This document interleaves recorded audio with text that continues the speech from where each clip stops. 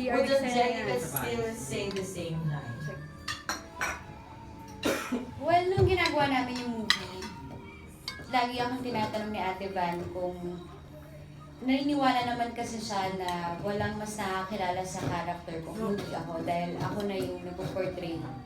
So tinatanong niya ako kung mag-a-apologize daw ba ako sa character ni Denise. And medyo napaisip ako doon dahil parang kung tutuusin, hindi ko naman talaga alam eh. So, pero sabi ko, oo, hihingi ako ng tawad. And yun yung nabuo naming linya na hindi siguro ako hingi ng tawad. I mean, hihingin ko yun dahil isa yun sa mga bagay na hinintay ko. Na sabihin sa akin ng mga babaeng nanakit sa akin. And, ayun, siguro walang magbabago. Pero hindi ako hihingi ng tawad sa mga nanakit sa akin. Sila ang manghingi. Kapal naman ang mukha nila. Pero nagpapasalamat na din ako dahil sa kanila, naging maganda ang kinalabasan ng pelikula. Nailabas ko lahat ng mga napagdaanan ko.